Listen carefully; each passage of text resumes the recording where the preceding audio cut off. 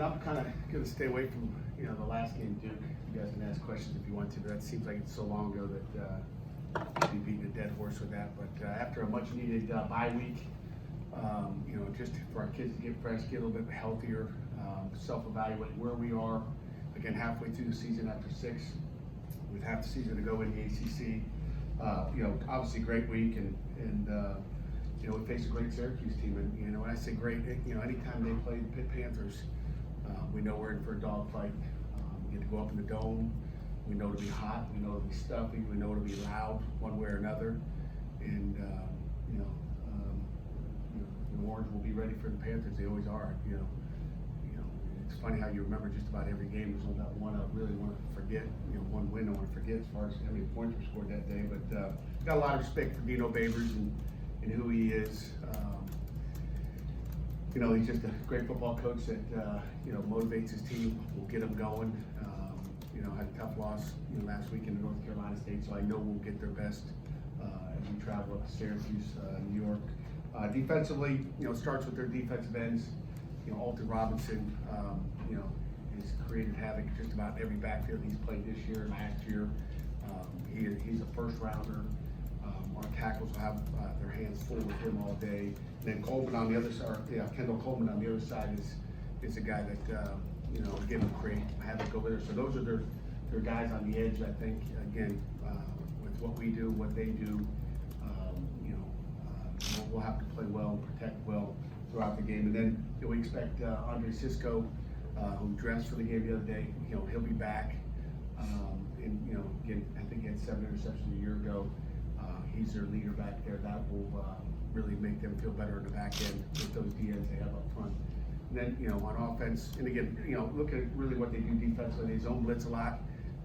They run probably their favorite blitz is the double A gap, which looks just like our blitz. So we know what to do with that. That is their favorite, and I feel good with getting their favorite blitz and what we do. And, our offense sees it every day. So we've got some things there I think that are an advantage for us since really came from us. I think in the long run. But then on the other side of the ball, offensively, you get tempo offense like Central Florida. Snapping the ball as quickly as 5 seconds. Averaging about 15 to 17 the last couple weeks here.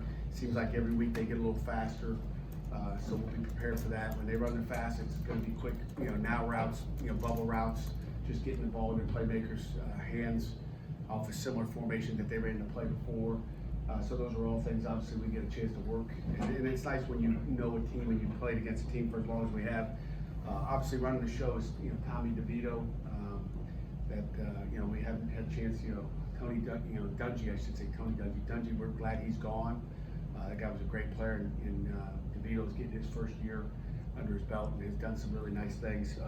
Mo Neal, their tailback 21, as well as Abdul 23 are two really explosive guys. They like to run the ball on offense. Probably running it a little bit more than they have in the past. So we've got to be prepared with all their personnel rooms that they run to handle all that stuff. And then at the receiver spot they have a trio of guys. Tristan Jackson, transfer from Michigan State. That I know who he is. I've talked to those guys up there just to get exactly who he is physically, so we know a little bit more just because of the contacts up there. And Sean Riley, a little slack guy, also punt returner. A great player, kickoff returner, dangerous in all aspects. As well as Taj Harris, who's a guy that runs skinny posts on the backside in most routes, and that's probably his favorite route. And he had one on us last year. So overall, great football team, and it's going to be a battle. And both teams will be ready to go. So, questions? Is there anything special to playing inside the Carrier Dome, or is it just a normal football game from that? Special? It's a normal football game. I mean, the field's 100 yards long. I think the special thing is the heat turned up and the music. It'll be probably 50 degrees up in Syracuse, New York, Friday night at 7:05 or whatever time the kickoff is, and it'll be like 95 in that indoor. That's the memorable thing I think about the dome is the heat's turned up and it'll be hot. So we'll turn our heat up over here in Pittsburgh and get it going. What do you guys think your biggest point of emphasis is this week? Being locked in, and just like every week. I mean, there's no point of emphasis. being locked in and executing. It's about what we do when we go up there. Obviously we watch the tape on Syracuse and find out who they are, what they do. But it's going to come down to fundamentals, execution, and discipline. And been disappointed the last couple of weeks with some of the way the flags have been thrown around, and I don't like where our discipline is. Really, Syracuse had the same problem. We got to correct that. It's hard to go on the road, as I told our team this morning before we practiced. Hard to go on the road when you don't do those little things well. On all three phases. Not just the defensive line, but the defense as a whole. How do you feel you guys have been getting after the quarterback through consistent years? You got to give us an above average, I guess, right? I mean, I'd say above average. Again, nobody cares. We know Duke gave up one coming into it. Alabama had one. We had three. That's good. That was last week, 2 weeks ago, whatever it was. But our guys done a solid job. It's you're one game away from being crappy. You guys will be talking about it on Sunday. What the heck? Friday, or really Saturday, you guys will be talking about. I think I had no pressure on the quarterback. So they get the ball out quick. They run a ton of screens. It's hard to pressure them. So we got to be careful when we do, and we've got to be able to get four-man pressure and get some coverage sacks. They've given up a lot of sacks this year. Is it something that their offense is doing wrong, or is it other defenses just doing well? Clemson got a few of them. North Carolina State's got a good front, which they did a good job of getting some three-man pressure and some six-man pressure. So it's a combination of good coverage and decision making back there. But we'll have to take care of business. Your self-scouting, what do you think have been the main elements that's held the running game back so far? I'm not going to get into what it is, but obviously it's some fronts that have taken the run away from what we've done in the past, and obviously Quadros and Darren Hall keep saying that. I think once you've had so much experience in that backfield, the tailback spot, you had a pretty mature run. And again, even last year, early in the season, we did not run the ball as well. And then we started getting in the groove as the season went on. And I think it's going to be the same thing. We're going to keep working it. We're going to keep getting better at running the football and get some things that make our offense successful running the football. Are you seeing a lot of 8-man fronts? Yeah, we're seeing More than 9. sometimes? Yeah, we're seeing a little bit of everything. 9 sometimes? Oh, yeah.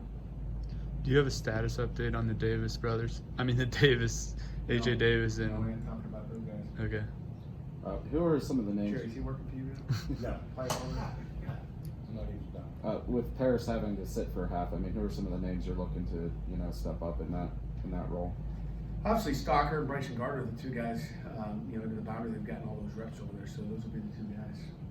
Is there a appeal process involved in something like that, or is it black and The white? appeal is when they go up to the box and it's never been done before. So the appeal is when they go look at it. Those guys that make those decisions. Once the game's over, the decision's been made. Do you feel that there should be an appeal process after the fact? I do. Pat, is this a game you look forward to every year? Playing every year. There's football, basketball, volleyball, and there's this rivalry. There's always something exciting in this game. It is an exciting game. I look forward to every game. Every Saturday or Friday night or Thursday night, whatever it may be, is fun. I look forward to every game. This is special because Syracuse. I really like Babers. So again, it's got a little different flavor to it. I wish it was home instead of up there. We like home games better, but regardless of who we play, we enjoy those evenings or afternoons. How did Cradle do?